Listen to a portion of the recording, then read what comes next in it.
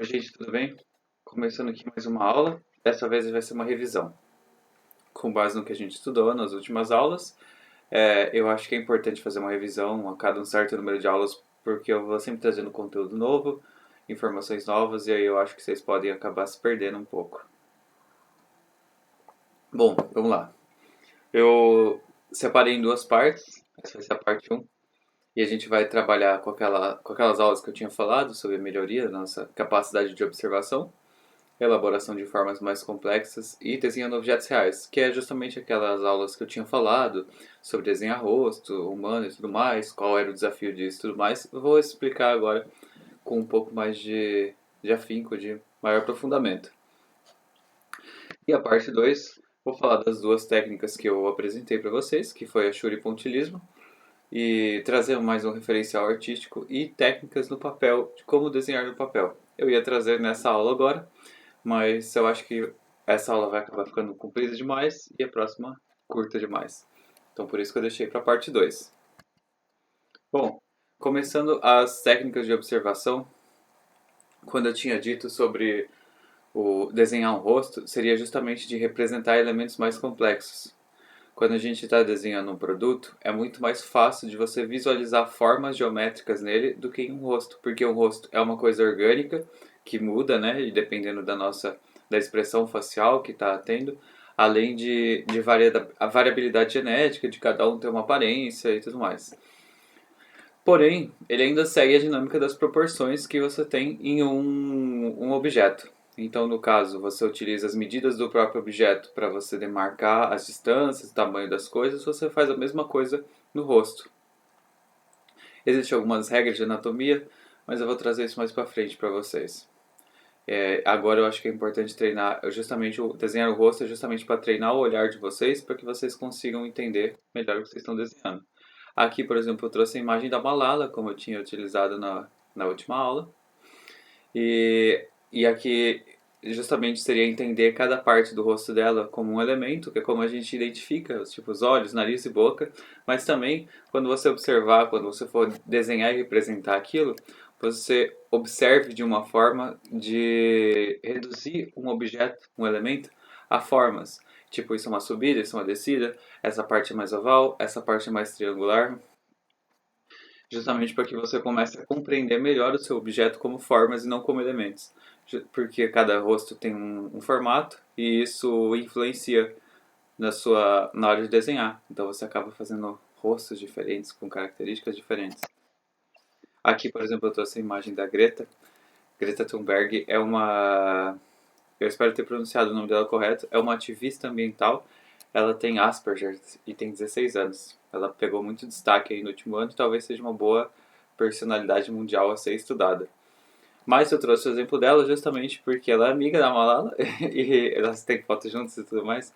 E porque ela tem um formato de rosto muito diferente. Quando você utiliza a observação para o rosto dela, você faz de uma forma diferente. O rosto da Malala é bem mais oval, o dela é muito mais angular, como aí foi mostrando. Seria tipo a junção de um hexágono com um círculo.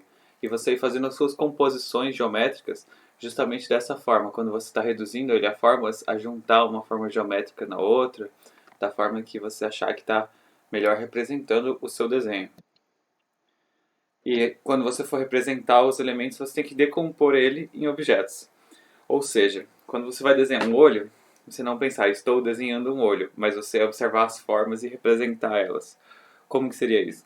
Seria justamente de você parar de pensar, por exemplo, o queixo das duas, a diferença. Você, tipo assim, estou desenhando aqui uma forma, uma forma geométrica, um hexágono, e aí eu vou adicionar uns círculos, deixar ele mais ovalado, fazer uma subida, uma descida, sendo tipo formas combinadas.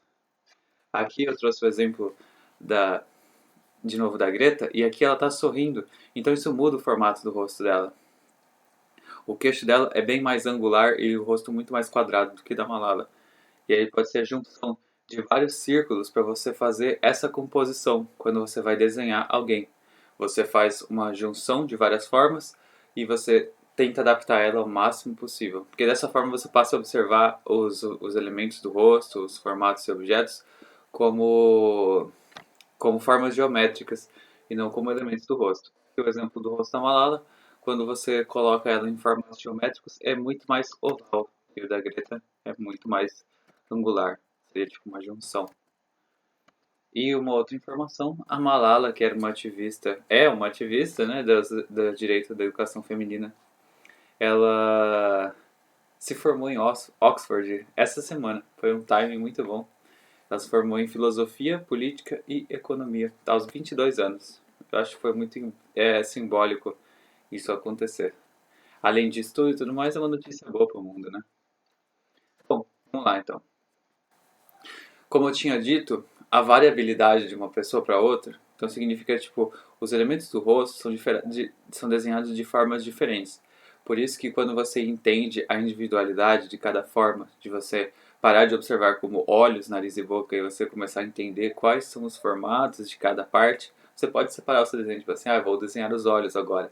Mas quando você estiver desenhando os olhos, você sempre tentar acompanhar esse formato de você decompor em formas geométricas ou algo que funcione assim para você. E assim você vai meio que aprendendo a decifrar os itens que você está representando. Aqui eu trouxe, por exemplo, o rosto das duas e tá num ângulo parecido até, né? Apesar da diferença de iluminação, que é justamente para mostrar quando você separa em elementos, você pode ser uma forma boa de você se organizar na hora da proporção, é um bom começo. Mas quando você vai finalizar ou você terminar um pouco mais o seu desenho, você percebe que de pessoa para pessoa isso varia muito. Então, se você decompõe em formato, você começa a representar isso de uma forma mais precisa. Aqui eu trouxe, por exemplo, os olhos dela são muito diferentes, nariz, a boca e tudo mais. Então, por isso que você precisa decompor o objeto em formatos, diminuir a complexidade dele para que você possa ir aumentando a complexidade do seu desenho. E também o rolê de você saber desenhar um pouco mais seres humanos seria justamente para você fazer explicações do seu desenho sem precisar usar palavras. Tipo assim, abrir, fechar, comer ou beber e tudo mais. E para que você faça desenhos mais intuitivos. Quando você está desenhando, você explicar qual a funcionalidade daquilo que você está fazendo a partir só da interação de uma pessoa. Além de, claro, melhorar a sua capacidade de observação, vendo tipo assim, a complexidade de uma forma orgânica que é muito maior, normalmente é muito maior do que um objeto. Não depende do objeto, depende da forma orgânica, mas isso é um desafio maior de você manter proporções, por exemplo. E, como eu tinha dito sobre a variabilidade, são os mesmos elementos, mas as suas características individuais. Por isso que você precisa reduzir para formas mais simples. Isso vai ter uma melhoria na sua capacidade de observação. Aqui, por exemplo, você sabe que é uma pessoa bebendo, sabe? Você entende que você está vendo uma pessoa bebendo, mas você, tipo assim, você entende que o objeto que ele está utilizando é para beber, no caso. Aqui, por exemplo, não tem uma pessoa comendo, não tem nenhuma pessoa comendo sendo representada. Mas o fato dela estar segurando, a forma que ela está segurando, você acaba explicando intuitivamente qual é a funcionalidade daquilo. Além de ser uma comida, obviamente. Mas você entende que a pessoa que está segurando vai comer. E agora falando dos objetos reais, segunda parte, né? E seria justamente a interação que um objeto tem com o ambiente. Quando você está desenhando um objeto real, tem muitas coisas a ser levado em consideração, além do material do objeto, né? Tipo, quão polido ele é, quanto ele reflete, quanto ele brilha. Saber a sua fonte de luz, da onde está vindo essa luz. Se for fonte de luz natural, é um pouco mais difícil porque ela muda naturalmente, né? E os reflexos do ambiente, dependendo do material do objeto. Aqui, por exemplo, eu trouxe essa imagem, eu acho que é de algum anúncio na internet, não sei, mas justamente para mostrar como a interação do ambiente influencia no objeto, principalmente se for um objeto polido igual esse. Aqui, por exemplo, tem o reflexo da pessoa que está tirando a foto e o reflexo da mesa no objeto. Normalmente a gente sempre olha, a fonte de luz vem de algum lugar, mas tem que também considerar os reflexos que essa luz acaba fazendo. E às vezes o reflexo acaba iluminando também o seu objeto. E a própria interação do objeto na superfície que ele está. Aqui, por exemplo, dá para ver que os dois estão deixando um reflexo bem esmaecido, mas ainda assim existe um reflexo ali acontecendo. Quando você for começar a desenhar, você primeiro ajeita a sua postura e você vai começar ali com a mesma dinâmica do desenho em foto. Só que quando você está com a postura correta, você vai tentar manter o mesmo ponto de vista que você está tendo do objeto, você vai tentar manter ao máximo controlada a iluminação do ambiente. Quando é feita prova e tudo mais, isso normalmente é feito dentro de uma sala com uma iluminação artificial da sala. Então isso é uma coisa um pouco mais segura. E a interação do objeto. Eu lembro quando eu desenhei, era o parafuso e ele era muito polido e a luz batia na carteira e refletia no objeto. Então acabava iluminando o reflexo da carteira no objeto. Então isso é uma coisa que você tem que pensar na hora de representar. Aqui eu trouxe, por exemplo, essa taça de bebida, não sei qual é a bebida, mas é justamente de você começar a pensar, por exemplo, de onde vem a luz, qual a interação disso no objeto, e você tentar manter isso em mente na hora de representar. Quando você altera alguma postura, e é normal você fazer isso, porque você é uma pessoa viva, então você vai estar se movendo e tudo mais, por mais que você tente reduzir, limitar a sua movimentação, talvez você acabe mudando o ângulo que você está vendo no seu objeto. E isso traria uma deformação no seu desenho. Então você pode fazer angulações, coisas que você já desenhou como referência. Então não tenham medo, assim. Quando vocês vão desenhar o objeto, tenta fazer ele por partes. Quando você for começar, pode utilizar, faz todo o esboço dele, faz o esboço geral, tudo certo. Mantenha ali a calma. E aí, quando você for finalizar, você finaliza partes inteiras por vez. Porque aí você não fica indo e voltando no desenho, e às vezes com as alterações do ponto de vista e tudo mais, pode acabar trazendo um acabamento mais esquisito. Então você senta e faz toda a parte dele quadrantes, assim, sabe? Tipo assim, essa parte aqui eu vou fazer agora, e você vai ter um acabamento melhor do seu objeto. Aqui, por exemplo, eu trouxe esses dois objetos. É uma luminária e um copo de vidro. Você pode separar ele em partes. Aqui eu coloquei esses quadrados mostrando. Por exemplo, ali a luminária ela é cromada, então ela reflete muito. Então quando você vai desenhar, você pode pegar tipo o corpo da taça, a base da taça, aí você pode deixar até por último essa parte que é mais opaca e tudo mais. E você não precisa necessariamente separar tipo assim, só na vertical. Aqui, por exemplo, tem esse, se você ver, o reflexo dele, ó, ele voltando. O reflexo dele, ele é meio dividido no meio por um reflexo de uma pessoa que provavelmente está tirando a foto. E você pode utilizar isso como referência, perdão, para você desenhar cada lado do seu objeto. Aqui, por exemplo, tem caso de refração e tudo mais, que é justamente para mostrar como é a interação diferente da luz no objeto. O copo ali, a base do copo tem um guardanapo embaixo, e o guardanapo, devido à refração, ele meio que muda de formato quando passa pelo vidro. Isso é uma coisa a você levar em consideração quando você for desenhar, quando você estiver alterando o seu ponto de vista. Isso no caso de um objeto transparente. Não me lembro de ter objetos transparentes. Ah, teve sim. Antes do parafuso teve um copo descartável com 10 canudos de plástico, se não me engano.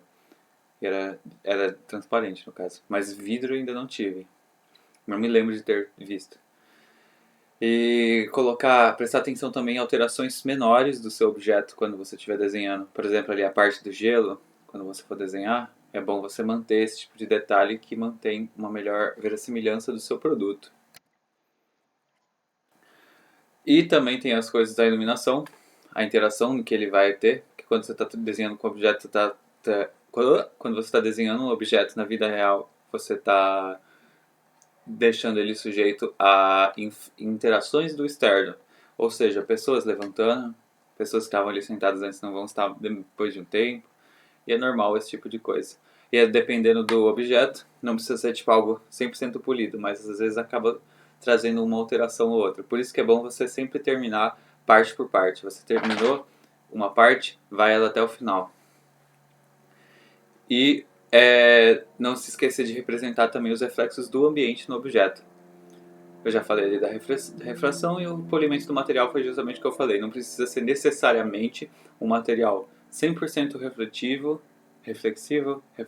que reflita o exterior na sua superfície, que isso às vezes acaba trazendo algumas alterações menores. Aqui, por exemplo, trouxe esse exemplo de alterações pequenas que às vezes é bom você manter. Quando você vê, por exemplo, o líquido, ele parece que é tudo de uma cor só, mas tem uma leve alteração de cor. Eu fiz um aproximado aí quando eu coloquei as cores, só para mostrar para vocês que esse tipo de coisa acaba trazendo um acabamento melhor para o seu desenho. A gente tende a simplificar algumas coisas quando tem casos como esse, a deixar, por exemplo, o líquido é todo de uma cor só, entendeu? E se você treinar o seu olhar para ver essas nuances menores, seu desenho vai ter um acabamento bem mais interessante. E quando você for desenhar, sempre utilizar boa qualidade de referência. Você pode ir no Google Imagens para pesquisar isso, tem sempre o tamanho ali e isso ajuda na preservação de detalhes. É só ali clicar em ferramentas, aí vai ter vários, várias opções. E aí você vai em qualquer tamanho ali, vai clicar numa setinha para baixo, qualquer grande. Então, quando você for pegar fotos da internet para desenhar, desenhe com boas referências, com boa qualidade. E agora a gente começa a parte 2, mas isso é para a próxima aula. Gente, muito obrigado pela atenção. Espero que vocês tenham entendido. Qualquer coisa, dá um toque. Um abraço.